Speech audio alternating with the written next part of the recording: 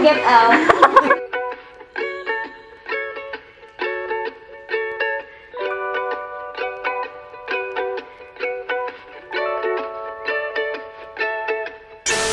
Slow down, raindrops on the window.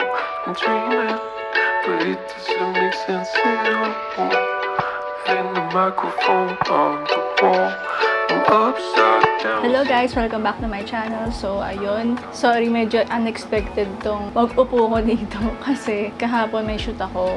Siguro alam nyo naman na sa title kung kanino. So, yun, may shoot ako kay Jopay ng Sex Bomb kahapon.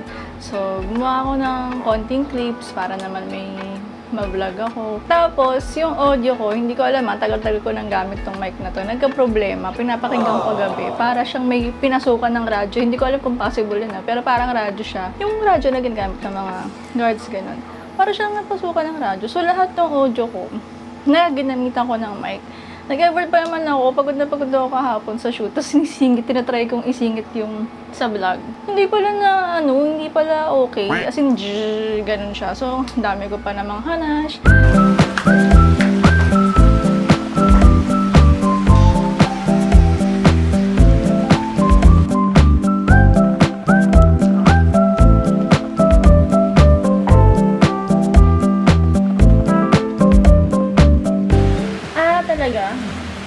Japan din nahigpit sa dati. Yung mga kasama ko na nag-interview, may mga tattoo sila. Pero dapat hindi talaga dragon o mukhang dragon. So, ayun, against the light po tayo. Nag-aantay pa rin po tayo.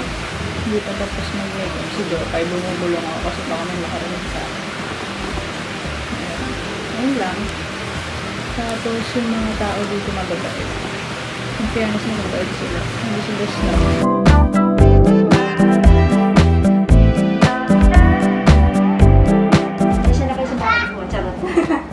Ayun. Sige, tingin ako ng laban. May nakita akong kakaibang dito. Sewing machine. Yung paa ng sewing machine na senior. Ayan o, Hermes. O, diba? Hermes. Magana pala siya. So, ayan, naghahanap ako ng spot dyan. Sinikot ko yung buong Fernwood Garden. So, sinabi ko din dyan na sa tagal-tagal ko na nag-events, almost 9 years na ako nag-events. First time kong makapunta ng Fernwood Gardens. Tapos yun. So, ninong ni Jopay yung may-ari ng Fernwood Gardens. So, dun kami nag-solong-solo namin yung Fernwood Gardens. As in, kami lang yung nag-shoot. So, inikot ko siya. So, yung kung anong possible na area dun, talagang tinry ko talaga na mapag-shootan. So, medyo nahihirapan ako kasi ayoko sana ng mga ma-stone kasi madilim siya, diba? Kapag basta hindi ko siya masyadong gusto sa camera. Pero yun, nagawa ko naman ng paraan ng mabilisan. As in, kasi ang call time sa akin ni Jopay 1, pero nakapag-start kami 3:30 na.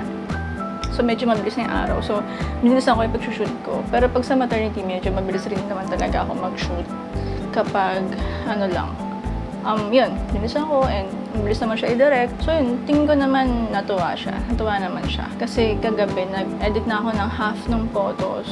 Tapos, tuwan-tuwa siya sa photos. Pero yung half ang maya tatapusin ko.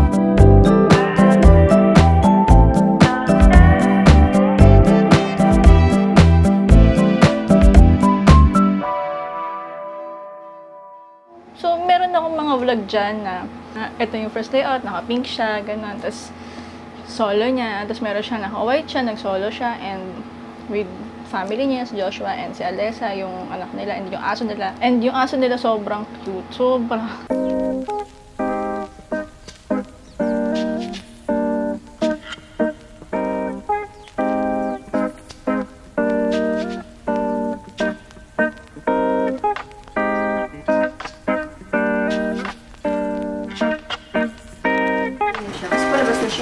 Ayan, sige siya.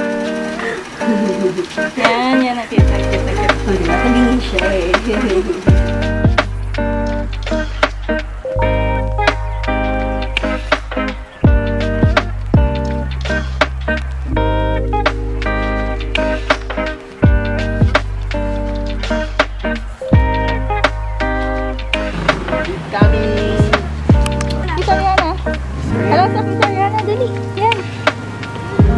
Yan.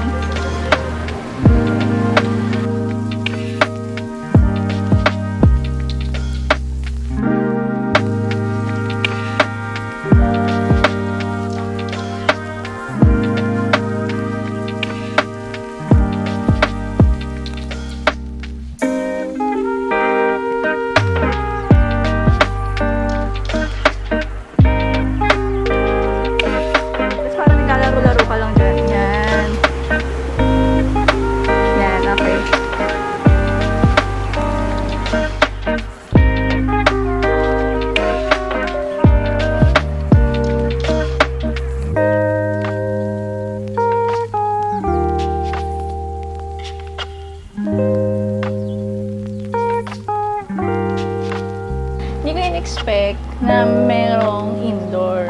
Kasi, ang call time sa akin 1 PM, so in-expect ko parang outdoor lahat ng gagawin ko. So, wala akong dalang ilaw. As in, nandala ko lang camera and lens. Yun lang. Kasi alam ko naman pag outdoor, okay na ako doon. Tapos, reflector ko, hindi ko pa mahanap. Tapos nakita ko na ngayon lang, andun lang pala. So yun, hindi ko na siya nagamit. So, yun na naman ako, nag-minimalist shooting na naman ako. Gamit ko lang ESRP and 24 lens and 50mm lens, Sigma Art. Tapos, yun, sabi ko, paano kayong gagawin ko sa indoor? Kasi gagabihin kami. Kasi, yun nga, nagkulang sa oras. So, kailangan talaga may indoor. And maganda naman yung indoor, maganda yung pinakabahay, puro antique. So, sabi ko yung isip ko, hindi ako pwede mag-light and bright. So, para siya magiging dark and moody. Pero yung edit ko kagabi, para siyang ginamit ako rin ng light and bright na preset ko.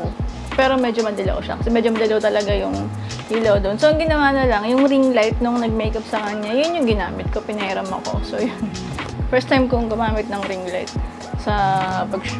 So, yun.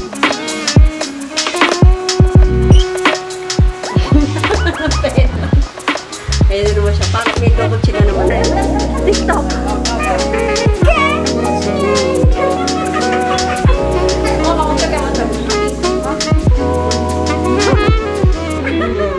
Parang bigla mag-spaghetti pag tayo. Oh, tayo ako. Get out.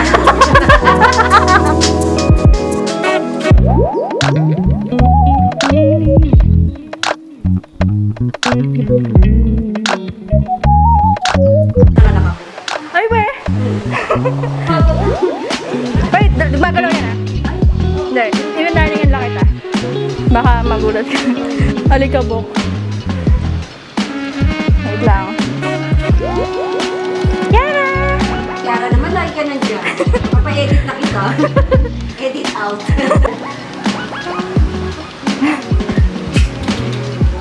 Ayan, ulit. Oh, sige, sama ka.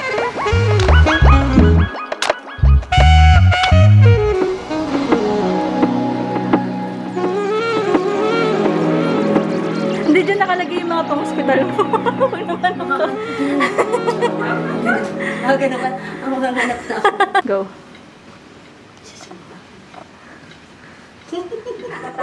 Tapos kami around 6:30 ata. Parang gano'n. Check nyo na lang yung detail ko, yung by Bella Morsen na page para makita nyo yung full album. Or, baka sa Bella Morsen ko pala siya i-upload. Basta Bella Morsen na page yan. Para baka doon ko siya i-upload. Baka lang. Ayun, thank you kay Joshua and Chopay. Thank you sa makikinig sa akin sa mga directions ko. Hindi ako masyadong marunong mag-direct.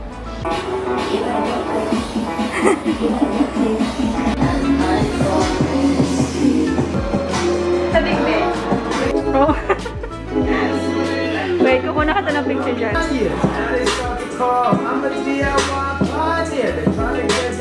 Kuna kita upuan.